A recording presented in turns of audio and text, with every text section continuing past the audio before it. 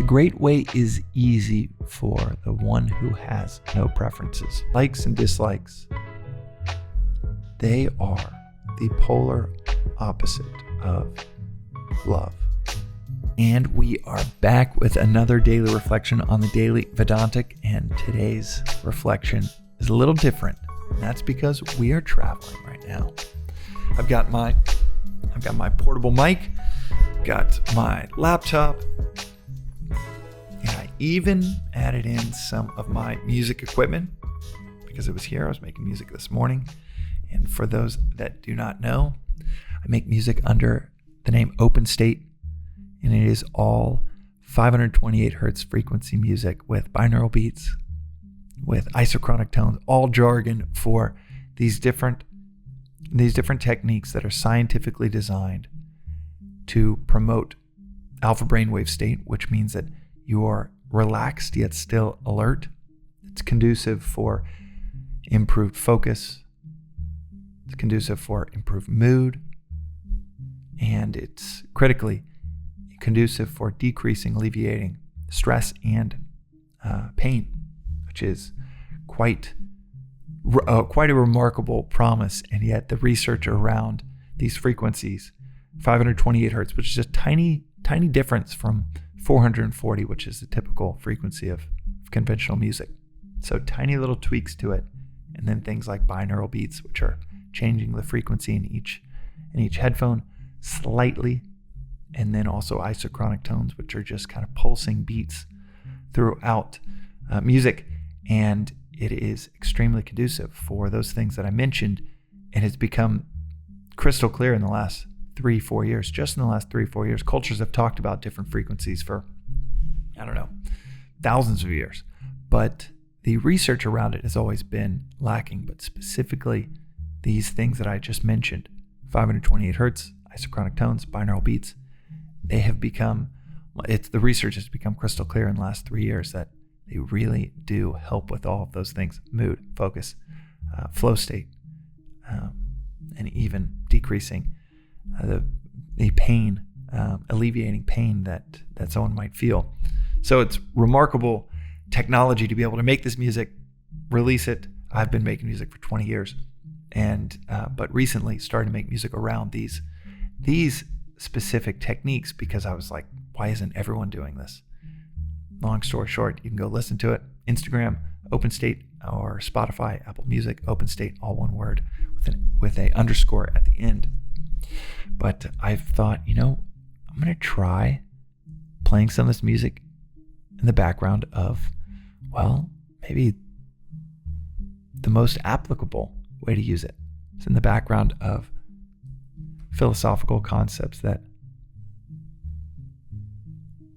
it's really nice if the background is conducive for reflection and conducive for focus around specifically today's episode, which is profound and simple,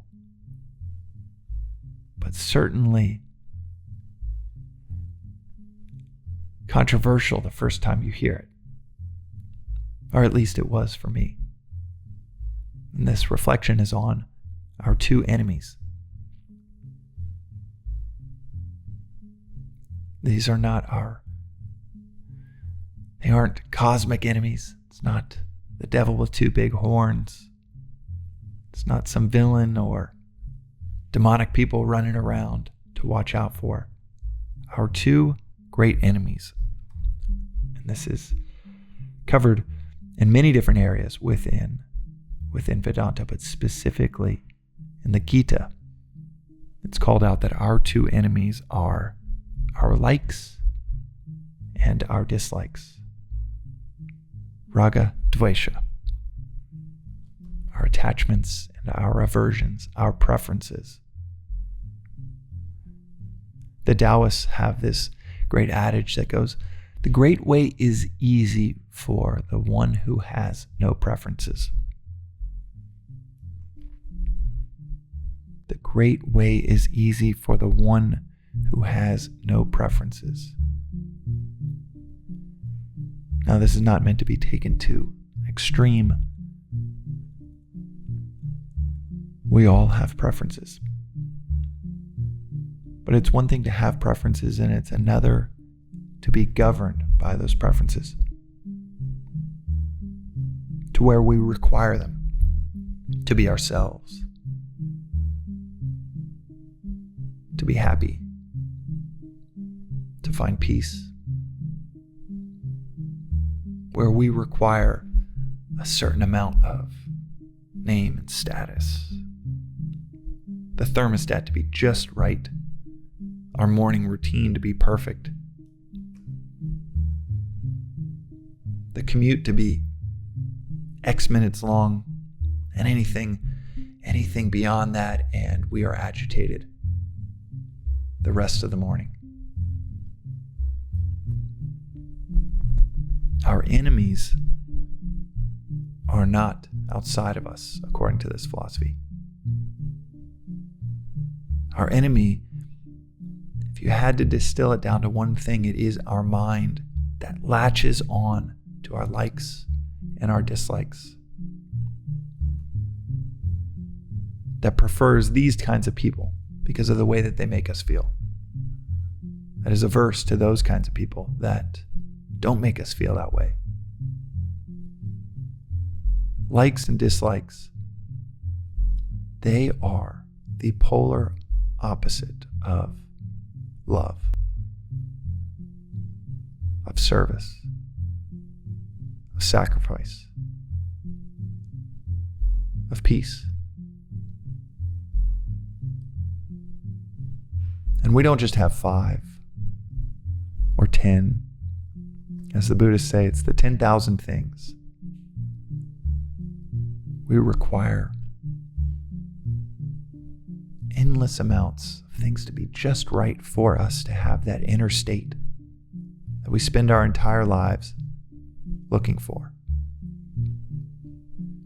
And as they say, you can burlap the whole world, or you can just wear sandals. You can try to figure out every little piece of your external world, get it just right, and then potentially have that peace, that fleeting peace before one thing goes wrong. Or more likely, the whole house of cards falls down, as it's bound to do. Because if there's one constant in this world, it is the constancy of change. There is no way to keep it static, stable, just where everything should be. Just try leading a house for 2 weeks, 3 weeks, and you'll see how quickly things decay, fall apart, refuse to stay where we put them all. It's part of the illusion, the delusion of thinking that we can control our external environment. And yet, the irony is, when we live an entire life tied to our likes and dislikes, we give our control away. We give it away to the thermostat, the boss, the employee, the customer, the child, the traffic, the weather, the mailman. We give our control away to everything around us. And that's what an enemy does. At the core, that's what every enemy that you could ever have does and wants to do, is to control you. Our likes and our dislikes, our pursuit of trying to find happiness in our external world, that is the illusion. That is the projection of your mind saying, if you get it just right, you have everything you want out there, you'll have everything you want in here. so damn savvy, telling us that, it's just around the corner. No. This guy's full of it. That philosophy is full of S. We are so close to having it all. Just a little bit more.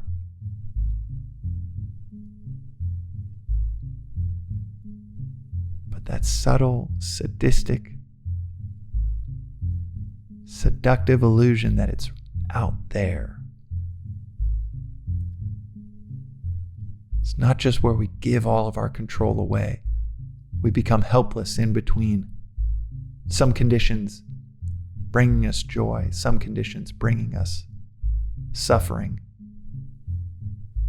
some pleasure, some pain, and we sit in the middle, helpless, waiting for them to align just the right way, and scared shitless that they're going to go the way that we don't want. It's not just not having control and willfully giving our control away each moment when we accumulate more and more preferences. I need my morning routine to be all of these things. I need to do certain things in this way. I've got to hit this financial milestone.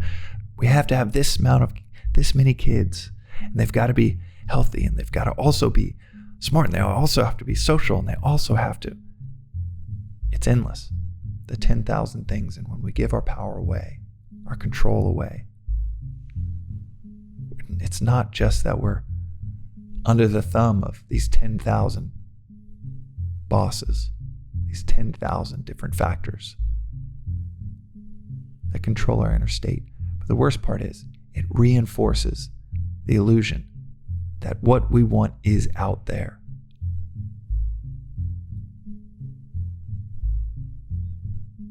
The two enemies are likes and dislikes. The real enemy is our mind that reinforces that what we want is out there. We don't need to build any strength internally. We just need to accumulate externally.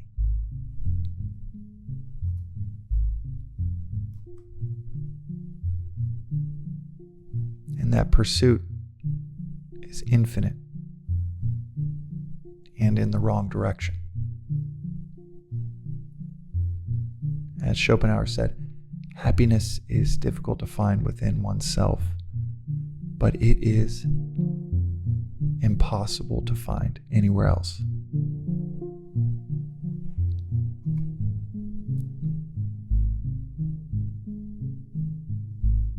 The enemy, the illusion, the distraction, is thinking it's out there, instead of realizing